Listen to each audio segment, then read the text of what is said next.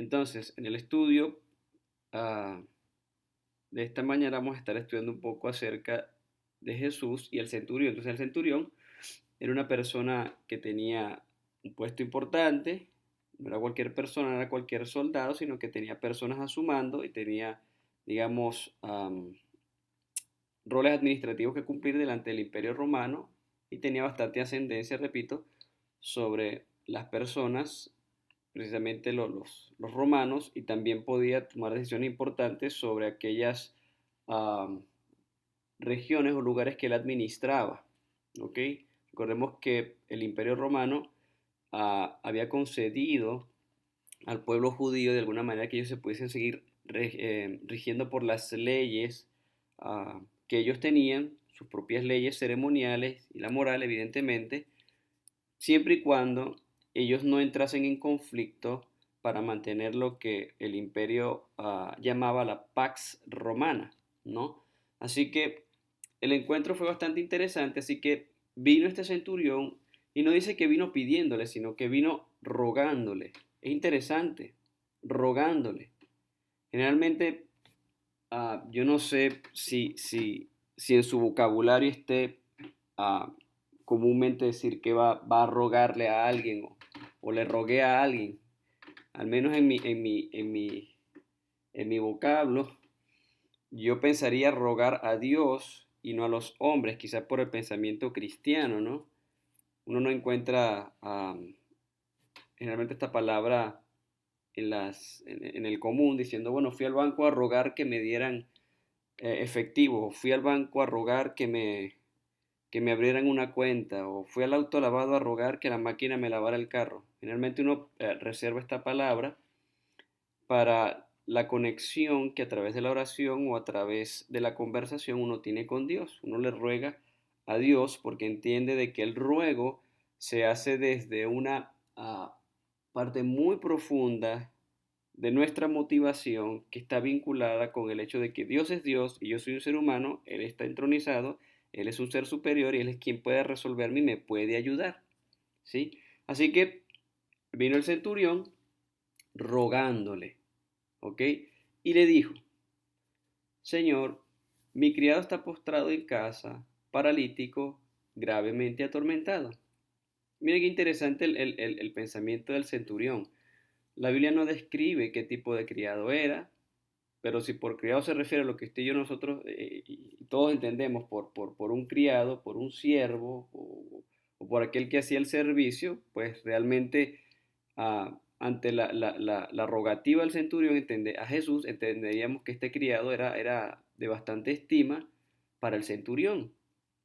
Así que le dice que está postrado en casa, está paralítico y está gravemente atormentado. Tampoco revela qué tipo de enfermedad era. ¿Ok? No sabemos si era algún tipo de afección ah, eh, por parásitos o por alguna fiebre tan fuerte que le estaba alterando el sistema nervioso y lo estaba básicamente dejando minusválido. No sabemos, no especifica, pero estaba en casa postrado, paralítico, o sea que no se movía, no podía andar. Así que Jesús dice, yo iré y le sanaré. Qué interesante que Jesús declara lo que iba a hacer. No solamente dice, voy a ver, voy a ver qué pasa. Y si él tiene fe, el paralítico, ¿verdad? Yo lo voy a sanar, que es lo que comúnmente ocurre en los casos cuando Jesús tiene encuentro con las personas y lo que Jesús también espera de nosotros cuando nosotros le hacemos una rogativa a Él. Si tenemos fe, entonces va a ser como nosotros le pedimos a Dios. Ya vamos a ver que la fe es importante para la vida del cristiano. Así que dice, yo iré y le voy a sanar. O sea, Jesús declara lo que iba a hacer. ¿Conocía Jesús el corazón del cielo para hacer tal declaración? Pues posiblemente, yo no lo sé, no lo dice tampoco la escritura, pero Jesús había declarado que iba a ir y lo iba a sanar. Simple y llanamente eso es lo que dice Jesús. Sin embargo, el centurión le responde y le dice, Señor, no soy digno de que entres bajo mi techo, solamente di la palabra y mi criado sanará. ¡Wow! Y él explica, porque también yo soy hombre bajo autoridad y tengo bajo mis órdenes soldados y digo a este ve y va. Y al otro ven y viene. Y a, y a otro mi siervo hace esto y lo hace. ¿Ok? Básicamente, el siervo le estaba diciendo a Jesús, si yo, siendo quien soy, sin ser digno, tengo poder para mandar a que las cosas se hagan como yo pido, en el momento que yo pido y a quien yo le digo, cuanto más tú, ¿verdad? Que tienes poder, si tú dices que lo puedes sanar, lo vas a hacer. Así que, si bien el centurión ejerció fe en ese momento, él se estaba perdiendo la oportunidad de que Jesús entrara a su casa. Qué interesante. Generalmente vemos el aspecto positivo de la historia, lo cual es importante, pero él se estaba quedando sin la visitación de Jesús a su casa. Yo creo que todos nosotros deseamos de que Jesús venga y nos visite. Recordemos que en Apocalipsis dice que Jesús está a la puerta llamando y que si alguno oye su voz y abre la puerta, entonces Jesús va a entrar y va a cenar con él. Es un privilegio que Jesús esté en la casa de uno, pero la fe del centurión fue tal que no, yo creería que ni siquiera lo hizo pensar en el privilegio que tendría de que Jesús lo visitase. Para él sería suficiente con que Jesús pudiese hacer el milagro por ese criado. Pero Jesús realmente quería ir más allá. Jesús no solamente se conformaba con hacer el milagro porque él lo podía hacer, como vamos a ver en breve que él lo hizo. Jesús quería ir más allá y quería entrar a la casa del centurión para cenar con él, para conversar con él y para que el poder transformador que emanaba de Jesús lo convenciera a él de que había un lugar también para él en el reino de Dios. ¿Ok? Entonces, ah, creo que la misma situación la pudiésemos comparar con Saqueo, ¿no? Saqueo, cobrador de impuestos, am, había robado, era judío, odiado por su nación, pero también trabajaba para los romanos, cobrando los impuestos y alteraba los precios. Y a este Jesús le dijo, baja, desciende de ese árbol donde tú estás montado, porque es necesario que yo vaya a tu casa y cene contigo. Y cuando Jesús tuvo una interacción con Saqueo, Saqueo no le quedó otra sino confesar básicamente que él había robado, porque él dice, bueno, yo le voy a devolver a las personas el doble o el triple de lo que si les he robado, dice, ¿no? Para guardar las apariencias un poco. Pero él sabía de que realmente había hecho mal y él estaba dispuesto a devolver lo que había robado, lo que le había quitado a los demás, como consecuencia de su interacción con Jesucristo en su casa.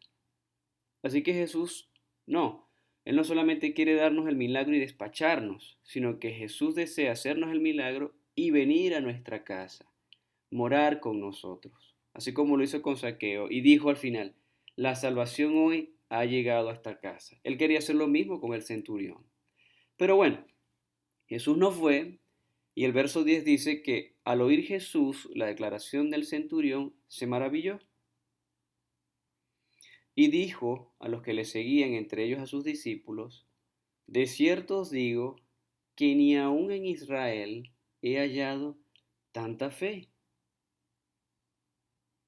La declaración de Jesús no fue cualquier declaración. Recordemos que Jesús conocía la historia de la nación. Recordemos que Jesús había aprendido como humano al encarnarse, habría aprendido las historias de la Biblia, de las Escrituras, en las rodillas de su madre María. Así era como él había aprendido y aprendió muy bien también que los fariseos decían, bueno, este, sin haber venido a los estudios con los demás chicos judíos, a aprender, a estudiar la ley y a los profetas, ¿de dónde tiene tanta información y cómo conoce? Así que Jesús conocía de la historia de Israel, ¿sí? Él sabía dónde y en qué momento de la historia se había ejercido fe, ¿ok? Recordemos la nación israelita, Israel como nación, ¿bien? No el Israel espiritual, sino el Israel como nación. Evidentemente nos recordamos de Abraham, pero Abraham para ese entonces todavía ni siquiera pensaba en el nombre de Israel. Él solamente ejerció fe, pero antes de que Israel fuese una nación como tal, ¿sí? Así que Jesús se maravilló y dijo que ni siquiera en Israel había hallado tanta fe. Y entonces sale la declaración de Jesús, dice, y os digo que vendrán muchos del oriente y del occidente, y se sentarán con Abraham e Isaac y Jacob en el reino de los cielos. Y aquí hay una declaración importante de Jesús, porque entendemos que Jesús no hace acepción de personas en función de nacionalidades. ¿Ok? A veces uno piensa de que Dios era un Dios exclusivo del pueblo de Israel, y la historia nos demuestra en la misma Biblia de que Dios no era exclusivo del pueblo de Israel. Dios tiene sus formas de trabajar. Job, por ejemplo, no era israelita. Cuando Jonás fue enviado a Nínive, Nínive no era parte del pueblo de Israel, no era. Así que Dios tiene su forma de trabajar en aquellas naciones que no le conocen. De hecho, la ubicación geográfica que Dios había determinado para que el pueblo que había salido de Egipto se pudiese asentar era una región que aseguraba que las transacciones comerciales y las interacciones geográficas se diesen de tal forma de que las personas que transitaban por esos lugares pudiesen atravesar de alguna u otra forma el pueblo de Israel y pudiesen conocer el Dios verdadero. Para muchos casos, como Pablo podría decir, al Dios no conocido. Para estos casos donde las personas venían de tan lugares distantes que no conocían de Dios. Pero sí, Dios se hace conocer de muchas formas que ni siquiera nosotros entendemos, y también entendemos nosotros que Dios no es un Dios exclusivo. Dios también salva a otros que ni siquiera pensamos que Dios podría salvar. ¿Ok? Sigue diciendo Jesús, mas los hijos del reino serán echados a las tinieblas de afuera, allí será el lloro y el crujir de dientes. Bien, estos hijos del reino, los que formaban parte del pueblo de Israel, serían echados afuera por la razón de que ellos habían rechazado al Mesías. Y esto va para todo aquel que dice ser cristiano y rechaza a Jesús. Es imposible, decía Jesús, de que alguien venga al Padre si no es a través de mí. Yo soy el camino al Padre. Así que en el 13 Jesús termina diciendo al centurión, ve, y como creíste, te sea hecho. Y su criado entonces fue sanado en aquella misma hora. Fíjense que Jesús conecta el poder sanador que en él habitaba con el acto de ejercer fe del centurión. Y aquí viene una pregunta interesante, al menos la que yo me hago. Y si yo no tengo fe, entonces quiere decir que Dios no va a concederme lo que yo estoy pidiendo. Yo pensaría de que hay cosas en las cuales yo ni siquiera creo y en las cuales ni siquiera he pensado ni he pedido que Dios ya ha cumplido por sus promesas en mi vida. Solamente que para este tipo de circunstancias, cuando yo le pido algo a Dios de forma particular, Dios espera que yo crea de que lo he de recibir si pido conforme a su voluntad. Es distinto, hay cosas que yo no puedo, por una parte está aquello que yo no puedo ni siquiera pedir, ni escuchar, ni saber, ni ver, que yo no entiendo, que Dios hace por mí, porque lo hace porque es para mi bien. Ahora, cuando yo voy a Dios con una petición específica, Dios desea que yo pueda ejercer fe, porque es la única forma en que yo, como ser humano, pueda aprender lo que es la fe y cómo ejercer fe. De otra forma, Dios no va a poder obrar de acuerdo a su voluntad en mi vida. ¿Por qué? Porque yo no estoy creyendo lo que estoy pidiendo. Y sabemos que si pedimos conforme a su voluntad y pedimos en el nombre de Jesús además, todo lo que pidamos nos será hecho. Esto dentro de la voluntad de Dios, porque ese todo a veces nosotros lo circunscribimos a cuestiones materiales. Pero recordemos que el todo en la vida del cristiano es Dios. Así que cuando Dios dice que nos va a dar todo lo que le pidamos en el nombre de Jesús, quiere decir de que todo el cielo va a estar volcado a disposición de nuestra vida para garantizarnos a nosotros tener una vida que espiritualmente refleje la vida de Jesucristo. Y esto sabemos nosotros que se logra a través del Espíritu Santo. Por eso Jesús decía, os conviene que yo me vaya, porque si no me fuere no les podré enviar al Consolador.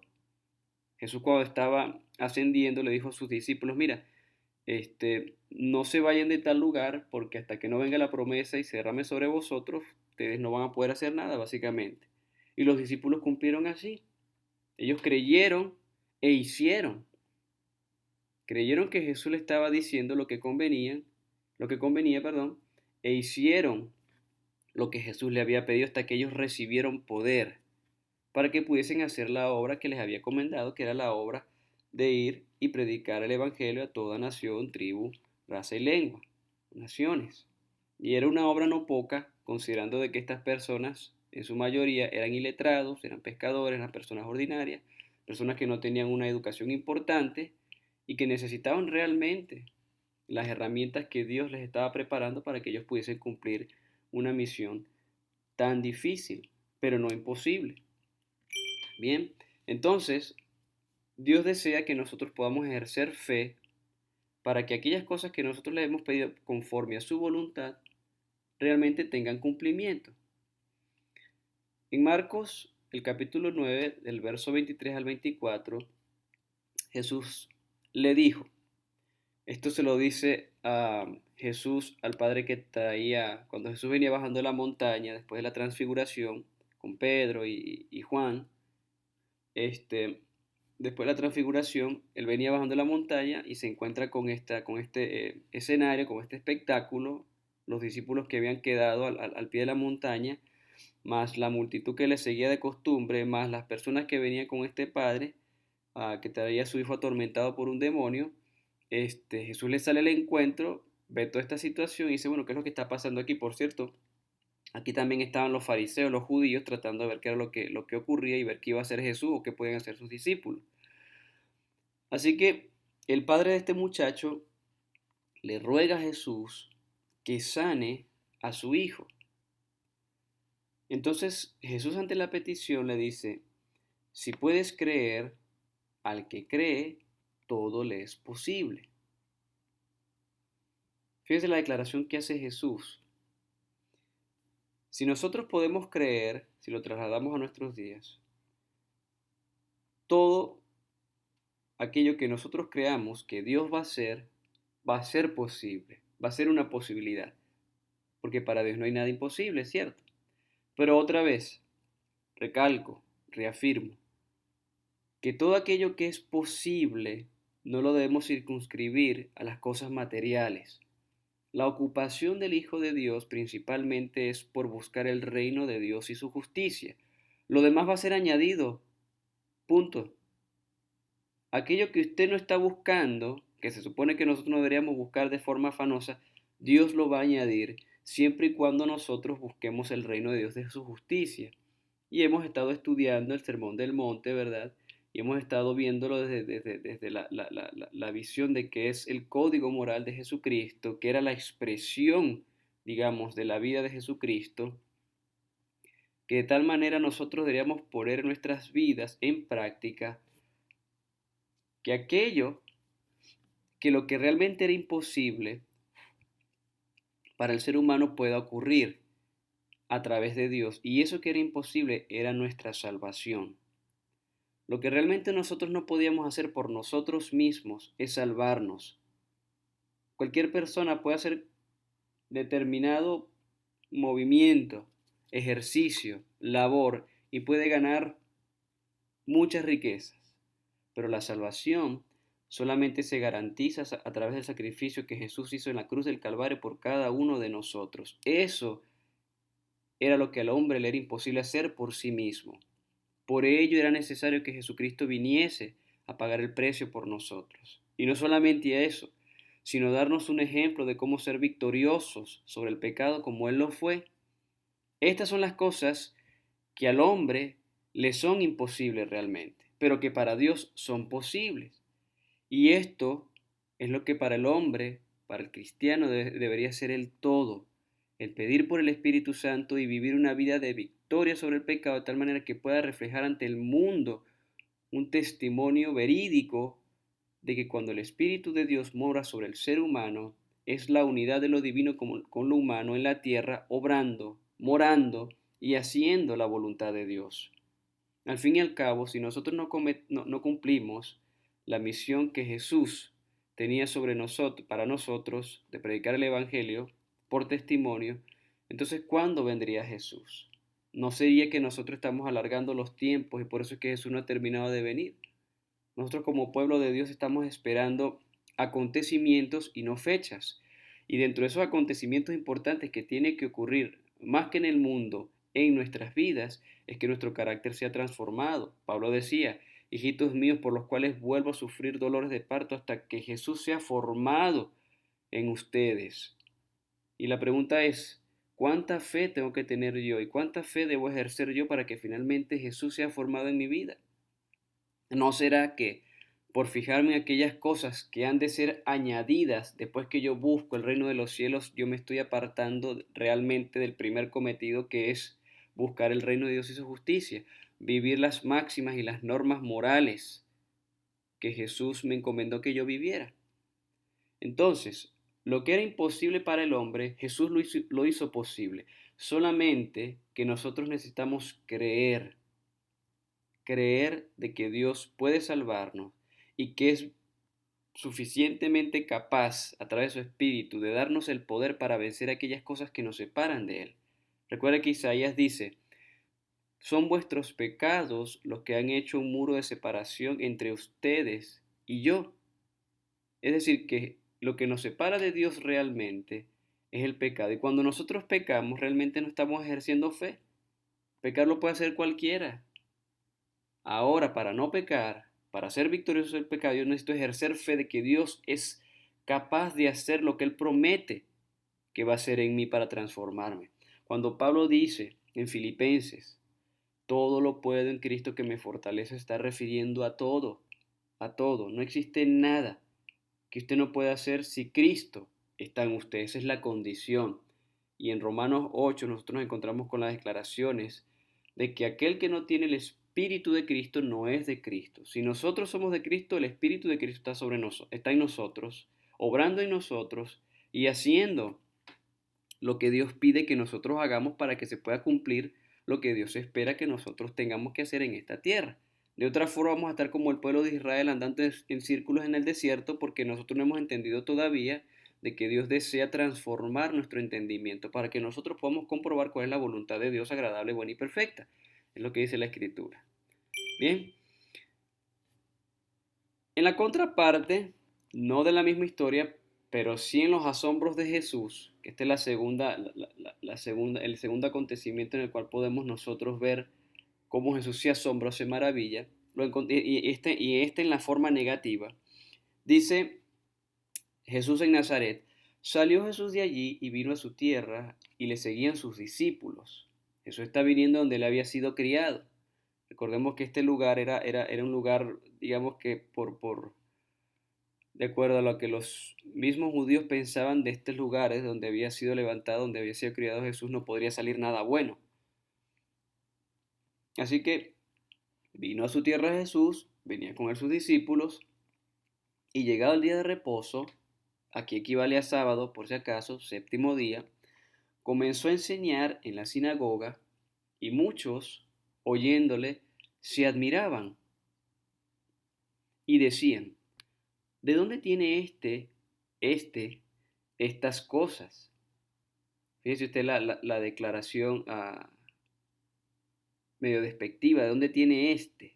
No, ni siquiera dónde tiene Jesús o este hombre, como algunos llegaron a decirle, ¿quién es este? O ¿quién es este hombre que aún el mar y el viento le obedece, como dijeron los discípulos, ¿cierto? Sino que estos dijeron como de forma despectiva. ¿Y qué sabiduría es esta que le es dada? Y estos milagros que por sus manos son hechos, es decir, las personas que se estaban preguntando esto, estaban escuchando a Jesús y estaban viendo los milagros que eran operados por Jesús y se admiraban. Pero entonces vino el otro pensamiento que les hacía preguntar, ¿no es este el carpintero? Recuerden que Jesús tenía como profesión carpintero, trabajaba en la carpintería de José, él había aprendido allí desde pequeño. Por cierto, el deseo de toda la gente describe de una forma maravillosa los días de Jesús en la carpintería. Búsquelos, son unos capítulos bastante maravillosos. Creo que se llama La niñez de Jesús o de Cristo y los otros días de conflictos, hablando acerca de estos momentos de la vida ministerial de Jesús silenciosa, pudiésemos decir. Así que Jesús entonces era solamente para estas personas el carpintero, hijo de María, hermano de Jacobo, de José, de Judas y de Simón. Además, no están también aquí con nosotros sus hermanas y se escandalizaban de él. Miren qué interesante que, recuerden que para los judíos el rol del padre en un hogar era bastante importante. Y la declaración que ellos hacen aquí, hijo de María, evidentemente sabemos que Jesús no era hijo de José, sino de María. Pero el solo hecho de que estas personas ni siquiera incluyeran a José de alguna forma, quería decir de que ellos, así como los judíos, estaban declarando que Jesús era un bastardo. Por bastardo me refiero a aquel hijo o hija cuyo padre no se sabe quién es o es dudoso la procedencia del mismo, digamos, del padre de este, no se desconoce, un bastardo, ¿no? No sabe quién es el padre o si es este o aquel, lo dudo, no lo sé. Repito, Jesús era hijo de María, pero no era hijo de José. Pero el solo hecho de que estas personas que se estaban preguntando estas cosas no incluyeran de alguna forma, aunque sea el esposo de María, como esposo de María José, hablaban acerca de la incredulidad de estas personas sobre Jesús. Recordemos que primero fue carpintero José que Jesús y ni siquiera incluyen a José como el carpintero. Así que realmente estas personas no estaban ejerciendo fe, no estaban teniendo pensamientos de fe. Se habían maravillado, o más bien se habían admirado literalmente, pero ellos en su admiración no pudieron ejercer fe, aun cuando vieron milagros. Qué interesante es de que aunque ellos vieron milagros, ellos no pudieron tener fe en el Hijo de Dios porque ellos no quisieron creer. Y aquí hay algo importante, y es que las demostraciones, los milagros son una demostración que hace Dios de algo sobrenatural. Las demostraciones o los milagros no son un fundamento sobre el cual nuestra fe se pueda basar. Nosotros no podemos decirle a Dios, Dios, si tú haces esto o aquello, entonces yo voy a creer. Si tú haces tal cosa sobrenatural, entonces yo voy a creer. Primero, que nosotros no le podemos poner condición a Dios. Y segundo, que la historia misma de la Biblia nos enseña a nosotros que aun cuando Dios hizo milagros y cosas sobrenaturales, las personas decidieron no creer. Ahora, si yo no puedo basar mi fe en las demostraciones, ¿en qué yo sí la puedo basar? El camino a Cristo dice que nuestra fe debería ser basada o fundamentada en la evidencia o en evidencias. Y para nosotros como cristianos, la evidencia está en la palabra de Dios. La palabra de Dios es la evidencia sobre la cual subyace nuestra fe. Por eso, nosotros entendemos que la fe es por el oír y el oír por la palabra de Dios. Para estas personas que no existía la posibilidad de tener una Biblia, para ellos era el todo el poder escuchar para ejercer fe. Pero nosotros podemos decir hoy en día, no solamente por el oír, sino por el leer, es que la fe, leer la palabra de Dios, es que la fe se ejerce o se ejercita. Así que nosotros tenemos que tener cuidado cuando queremos probar a Dios. Nosotros más bien deberíamos basar nuestra fe en la evidencia que es la palabra de Dios. Ahora, ¿eso limita que Dios pueda hacer una demostración? No. ¿Eso limita que Dios pueda hacer un milagro en nuestras vidas para que nosotros incrementemos la fe? No, Dios puede hacer todo eso. Solamente la advertencia es de que los milagros no son suficientes muchas veces para que las personas puedan ejercer fe. Porque si nosotros pasamos una vida de milagro en milagro, digamos, de demostración y demostración, va a llegar un momento en que como los israelitas, cuando recibían el maná, se aburrieron y empezaron a desear las ollas de Egipto. El maná era una cuestión sobrenatural, una cosa que nunca había acontecido, pero que ellos se cansaron de ver tanto el milagro que ya a ellos les parecía una cuestión común y no ejercían más fe. Entonces, nuestra fe debe estar basada en la evidencia. Y repito, Dios puede hacer milagros, sí, lo puede hacer, lo puede hacer. Solamente que basar una vida de fe en milagros, basar una vida de fe en milagros es peligroso por cuanto nuestra naturaleza misma tiende a darle mayor importancia a esto en cierto determinado momento, pero con el tiempo se va diluyendo, a tal manera que eso lo tomamos como algo for granted, como dicen acá. O sea, lo tomamos como garantizado. Dios espera que nosotros podamos ejercer fe por las evidencias. Porque si entonces Dios no me hace el milagro que yo le estoy pidiendo, entonces yo no voy a creer. Entonces yo no puedo manejar a Dios conforme a lo que a mí me gusta, como yo quiero, o lo que yo creo que es correcto. Dios se maneja como Él cree que tiene que hacerlo porque Él es Dios. Bien, así que entonces Dios puede hacer milagros, sí, mas Dios desea que nosotros podamos basar nuestra fe en las evidencias, y las evidencias para nosotros como cristianos son su palabra.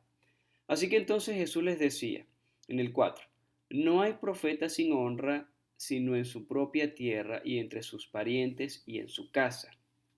Y fíjese que Jesús no pudo hacer ningún milagro salvo que sanó a unos pocos enfermos poniendo sobre ellos las manos. Es decir, que los milagros que las personas vieron en el versículo 2, por los cuales ellos se maravillaban, ¿verdad?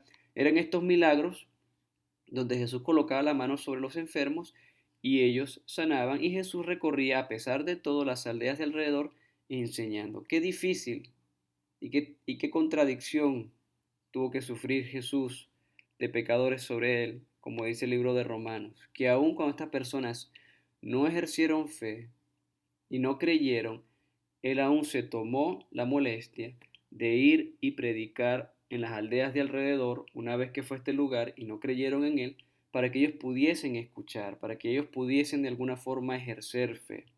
Jesús deseaba demostrar su poder, no para alguna manera excitar el deseo digamos, de morbo en las personas por ver alguna cosa extraordinaria, sino que él deseaba ver cómo el poder de Dios sobre él podía obrar de tal forma de que él podía testificar de cuál era el carácter del Padre, un carácter de amor, un carácter que deseaba salvar, que por amor era movido a hacer un sacrificio de salvación.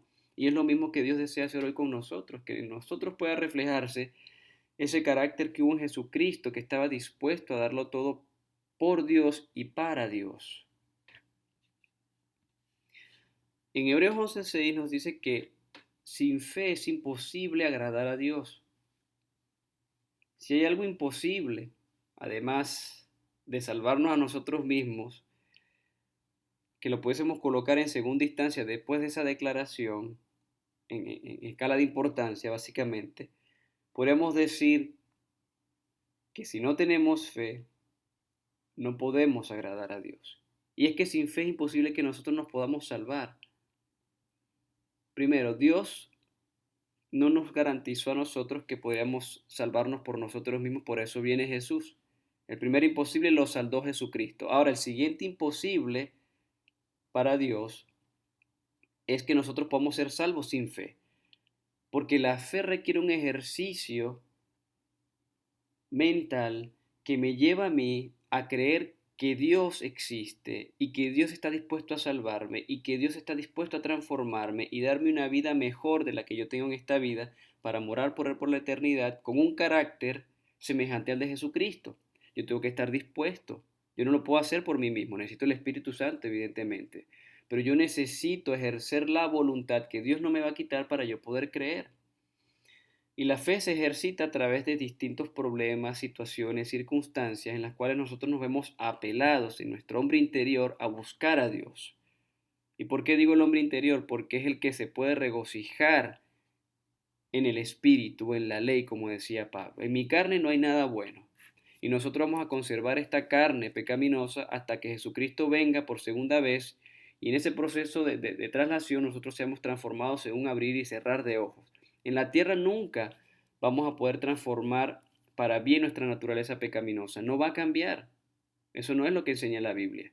Lo que sí enseña la Biblia es que nuestra mente puede ser transformada de tal manera que nosotros podamos comprender lo que es la voluntad de Dios, que es buena, agradable y perfecta, y de esa forma nosotros seguir a través del Espíritu Santo, ad padem litere, como dice en la expresión latina, al pie de la letra, lo que Dios me pide que yo haga. Y lo que Dios me pide que yo haga, cuando yo lo hago, no es legalismo. Cuando Dios pide que yo haga una cosa y yo lo hago con la motivación de alabar y glorificar a Dios y lo hago por el amor que el Espíritu Santo ha puesto en mi corazón, eso se llama obediencia, no legalismo.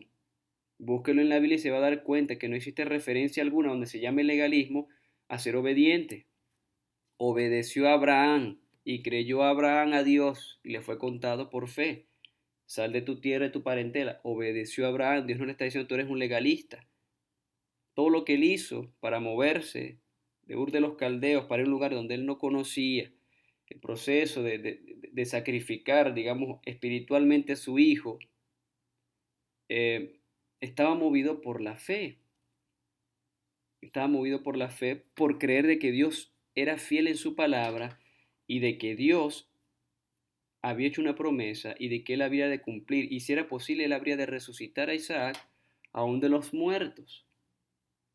No, obediencia no es legalismo. Obediencia es obediencia. Obediencia es hacer lo que Dios me pide que yo haga. Ahora, ¿por mí mismo yo puedo hacer eso? No. Yo necesito que el Espíritu Santo me capacite para hacerlo y obra en mí con poder para que yo pueda hacer la voluntad de Dios. Es allí que se une el poder de lo divino y lo humano. El mismo poder que obró en Jesús para que viviese una vida perfecta está disponible para nosotros también. Una vida de victoria sobre el pecado. Así que sin fe es imposible agradar a Dios, porque es necesario que el que se acerca a Dios crea que le hay y que es galardonador de los que le buscan. La forma en que se escribe este texto es un poquito confusa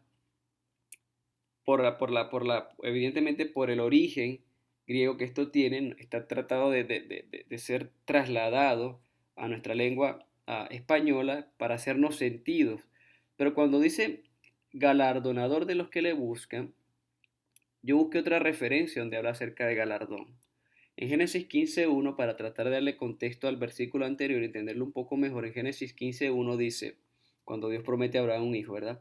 Después de estas cosas vino la palabra de Jehová a Abraham, en visión diciendo, no temas, Abraham, yo soy tu escudo y tu galardón será sobremanera grande. Y uno pensaría que, bueno, esa es la bendición del hijo que él ha de recibir y que a través de este hijo iban a salir muchas tribus y muchas naciones y de él vendría el Mesías.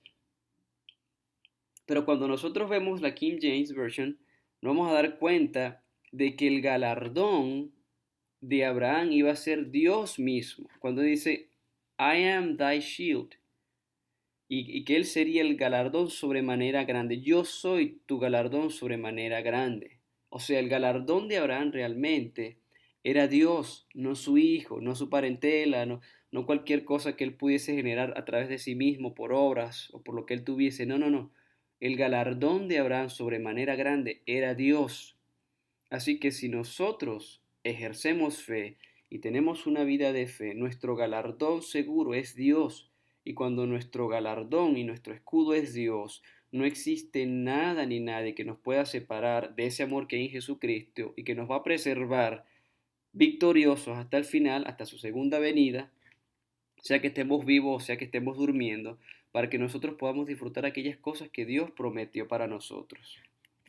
Así que, ¿cómo nosotros podemos balancear entonces el asunto de no solamente maravillarme o admirarme, sino ir más allá, hacer lo que Jesús desea, tener fe, ejercer fe, fe en la evidencia de que Dios está dispuesto a cumplir aquello que Él se ha comprometido a hacer, por lo cual, como dicen Hebreos, no habiendo posibilidad alguna por quién jurar, Él juró por sí mismo. O sea, Dios se ha comprometido literalmente en nuestro proceso de la salvación. Dice en Malaquías 1:8 al 10, y cuando ofrecéis el animal ciego para el sacrificio, ¿no es malo? Asimismo, cuando ofrecéis al cojo o al enfermo, ¿no es malo?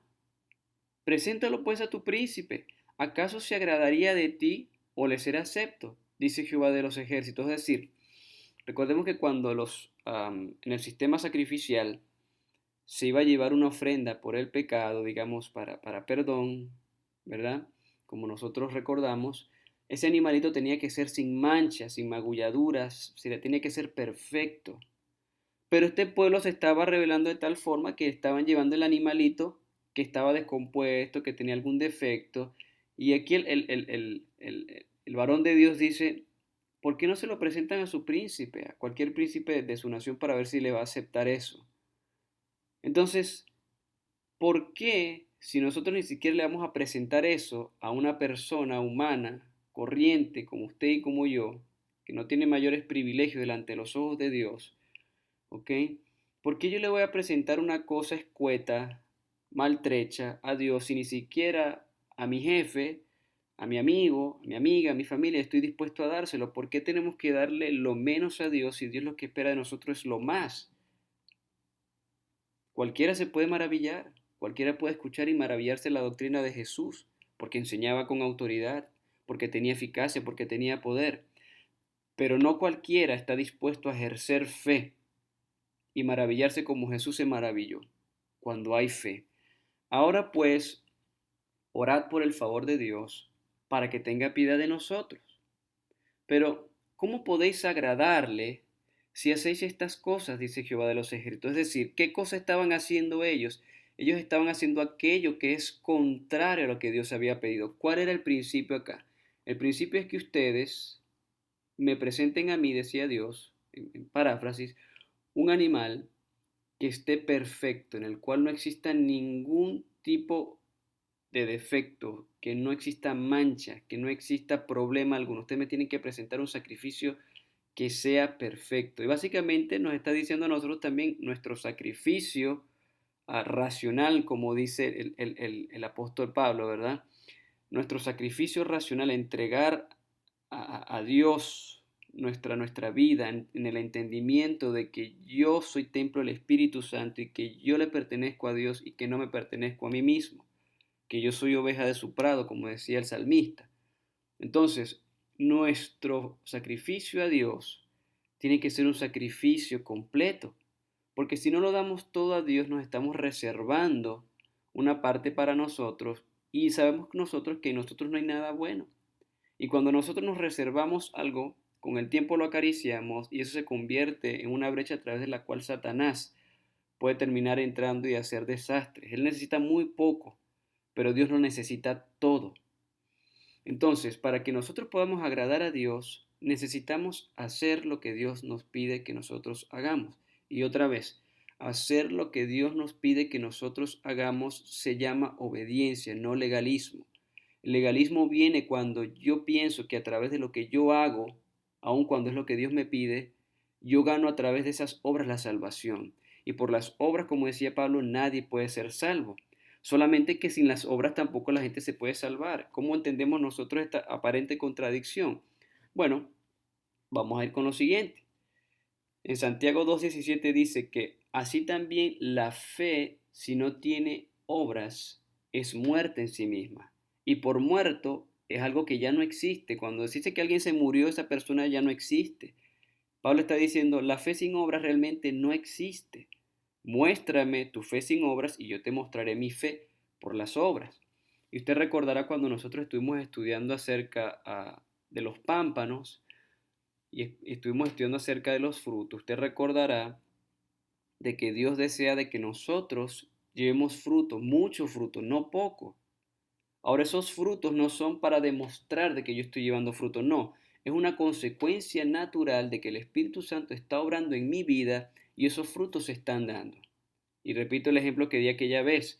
Un árbol de manzana no da manzanas para decir yo soy un árbol de manzana. Él da frutos de manzana porque él es un árbol de manzana, es lo más natural que puede ocurrir. Por eso Jesús espera que nosotros podamos hacer obras de justicia, obras que realmente glorifiquen al Padre, para que realmente otros puedan llegar al camino de la salvación. ¿Cuál debería ser nuestra petición hoy delante de Dios, además de pedir por el Espíritu Santo? Es, Señor, aumentanos la fe. Para cerrar, haré una oración y después continuamos con la siguiente parte que corresponde. Padre Celestial, que tú moras en las alturas de los cielos, te damos gracias, bendito Dios, por tu amor y tus bondades.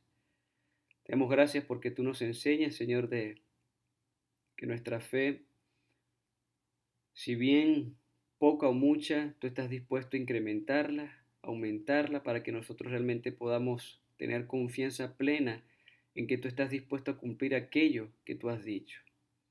Permite, bendito Dios, que nuestra petición sea el reino de Dios y su justicia. Permite que nuestra intención, nuestra motivación puesta por el Espíritu Santo, ese querer y ese hacer por tu buena voluntad, sea permanecer cerca de ti siempre.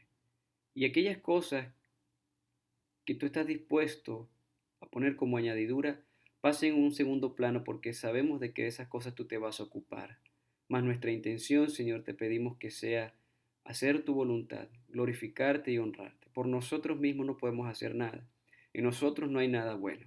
Mas sabemos que tú estás dispuesto a transformar nuestro entendimiento para que podamos comprobar cuál es tu voluntad, para que la podamos hacer con la voluntad correcta y con la disposición y la motivación que el Espíritu Santo puede inspirar en nosotros. Sabemos que somos salvos por gracia, sabemos que somos salvos en ti y por los méritos de Jesús. Eso lo hemos entendido, Señor. Pero a veces nos cuesta entender de que necesitamos obrar para que las personas lleguen a tus pies y necesitamos mostrar frutos de justicia, frutos que revelen a quien tenemos por Padre. Porque de lo contrario, Señor, vamos a seguir dando vuelta en este desierto. Y sabes, Señor, de que muchos de nosotros hemos tenido la intención de que tú vengas pronto. Hemos querido, hemos pedido, pero nos falta todavía fuerzas para vencer. Ayúdanos, bendito Dios, para que finalmente el carácter de tu Hijo amado se revele en nuestras vidas y finalmente, como dice tu sierva, venga el fin. Gracias, bendito Dios, por tu palabra y gracias porque podamos confiar plenamente en ti. Son favores que te agradecemos en el nombre de Cristo Jesús, tu amado Hijo. Amén.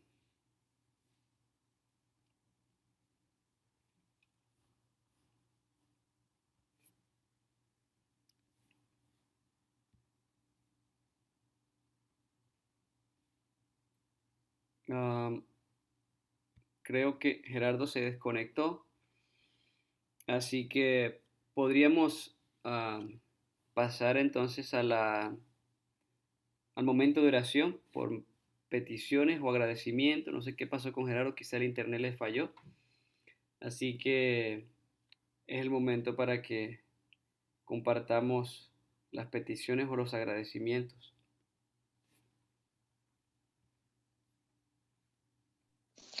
Sí, yo estoy agradecida de Dios porque Dios es bueno. Dios es Amén. bueno. Mi pie está mejorando. Y eso es cuando estuviste hablando de los milagros y las cosas. A veces nosotros bueno, tenemos problemas con eso porque creemos que Dios está obligado a contestarnos a nuestras peticiones como nosotros las pedimos. Mm, Dios no tiene ninguna obligación con nosotros. Nosotros la tenemos con Dios porque Dios es nuestro hacedor. amén. Nosotros debemos de adherirnos a la voluntad de Dios cuando pedimos algo, porque realmente, por más que nosotros sepamos y querramos, Dios sabe más que nosotros. Amén. Nosotros mismos no sabemos lo que queremos y lo que es bueno para nosotros. Mm, Dios sabe mucho más, así que debemos de creer, como tú decías, por la evidencia de la palabra de Dios, no porque Dios me dio esto, me dio aquello. amén. Ya, Amén. así que oremos para que Dios cada día nos ayude, para que nosotros podamos creer por la fe y por un así, dice Jehová. Amén. Amén. Gracias, Fide, por compartir. Y para orar también por tu pie que está todavía doliente. Ya, Muy gracias. bien. ¿Alguien más? Sí, chicos, yo quisiera que oren por, bueno, sigamos orando por Erika y por Carmen. Siempre pido por ellas cada domingo y también por algunos desafíos que voy a estar teniendo. Por durante 4 meses voy a estar estudiando para agarrar un certificado en la universidad y esto es un desafío muy grande para mí porque soy mamá, tengo un trabajo completo, tengo un ministerio, pero una amiga me dijo y me dio consuelo recordándome que Dios no va a poner nada en mis manos que no pueda Él hacer por mí, ¿verdad? Entonces Amén. les pido que me tengan en sus oraciones. También este miércoles estamos empezando con el campestre virtual hispano acá en Arizona. Ujú. Entonces, toda esta semana voy a estar ocupada con eso, llevando las alabanzas. Entonces, para que el Señor ponga su espíritu en mí y en el grupo con el grupo que vamos a estar alabando y que podamos llegar y alcanzar aquellos corazones que no conocen de Él, que a través de la pantalla se pueda transmitir un espíritu humilde, un espíritu diferente y el amor de Dios. Amén. Amén, muy bien. Gracias, Valeria, por compartir. ¿Alguien más?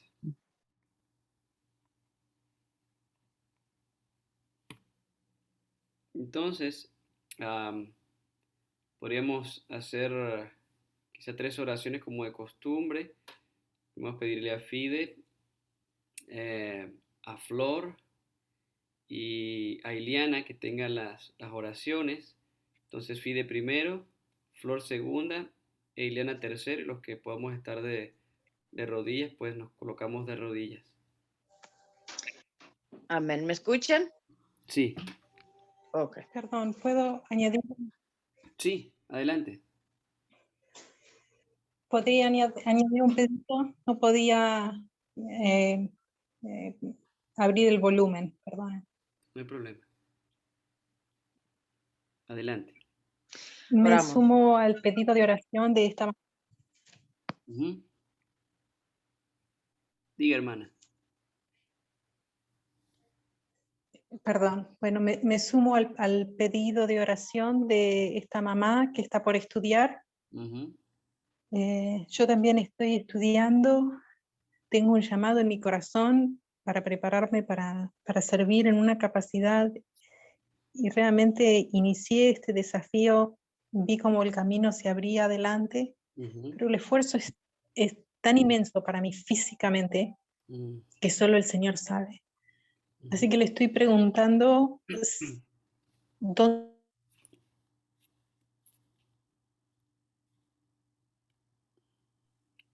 me quiere, poder entender su voluntad, es el pedido. Ujú. Muy bien. ¿Cuál es su nombre, Muchas hermano? Su internet no está bueno. Sí, a ver, ¿cuál es su nombre, hermano? gracias. Ruth, Ruth, ok. Ok, entonces sí. orar por también el, Ruth. el pedido de la hermana Ruth acerca de estudios también y que Dios muestre el camino, ¿no? Ok, entonces Fide, Oramos. sí. Buen Dios y Padre nuestro, te damos gracias, te damos muchas gracias, Señor, por tu cuidado, por tu amor, por tu misericordia. Amén. Te damos gracias porque un grupo de tus hijos se puede reunir en la mañana, aunque sea virtualmente, para darte gracia, para darte gloria y honra a ti, Señor, para Amén. aprender cada día más de ti, Ujú. para estudiar tu palabra, Señor, porque tu palabra es la evidencia que nosotros tenemos de que tú vives, de que tú nos amas, de que tú, Señor, lo entregaste todo para salvarnos. Entregaste a tu Hijo Jesucristo, tu único Hijo, para que nosotros pudiéramos ser salvos. Y nosotros estamos agradecidos, Señor. Amén. Nos has dado tu Santo Espíritu, que nos ayuda, que nos conduce, que nos inquieta a buscar de ti. Ujú. Señor, enséñanos a amarte cada día más. Enséñanos a caminar contigo. Amén. Enséñanos a vivir vidas consagradas a ti, Señor. Amén. E inquiétanos para que nosotros podamos ir y decirle a otros de este amor que tú tienes por cada uno de ellos, Padre. Perdona nuestros pecados, perdona nuestras negligencias. Perdónanos, Señor, porque si hemos dejado pasar alguna oportunidad para hablarle a alguien, Y ayúdanos, Señor, para que podamos ser oidores y hacedores de tu palabra. Amén. Gracias por el tema de esta mañana, Señor. Permite que nosotros podamos ponerlo en práctica. Amén. Que esa fe cada día pueda crecer en nosotros. Y Amén. que nosotros podamos caminar contigo cada día. Amén. Pedimos también por las peticiones que han sido hechas al trono de la gracia. Pedimos por Erika su petición de estudios, Señor. Tú conoces sus desafíos, tú conoces su vida. Ayúdala, Señor, fortalécela, dale sabiduría y gracia delante de ti, Señor, delante de Cristo, delante de sus maestros, delante de cada persona que se mueve alrededor de ella, para que ella pueda ser, Señor, lo mejor que ella pueda hacer, Señor, y que pueda hacer para honra y gloria de tu nombre. También por la otra hermana que pidió también por la misma petición. Permite que tú seas con ella, que tú la uses, que tú la envíes, Señor, donde tú la quieras tener. Y que tú la uses para honra y gloria de tu nombre, Señor. Amén. Cada uno de los que nos reunimos aquí tenemos grandes necesidades, Señor, espirituales, físicas y materiales. Queremos pedirte que tú contestes de acuerdo a tu voluntad, Señor. Amén. Tú sabes que nuestra mayor necesidad es de Cristo en nuestras vidas, de tu Santo Espíritu que nos guíe. Bendice nuestras vidas, bendice nuestros hijos.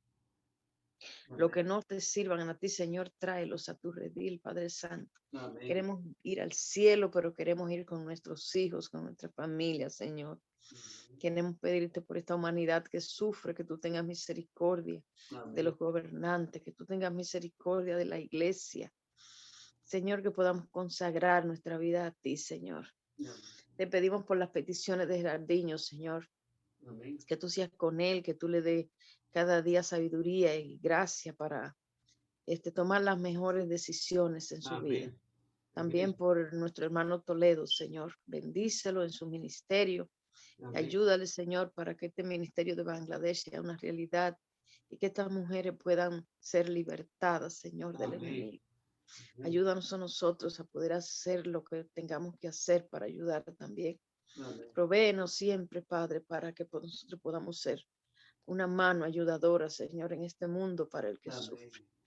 Quédate con nosotros, Señor, en este día, en esta semana.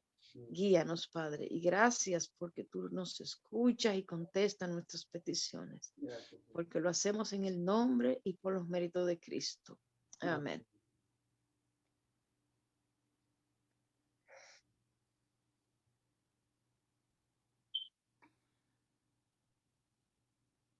Sí, Flor, adelante.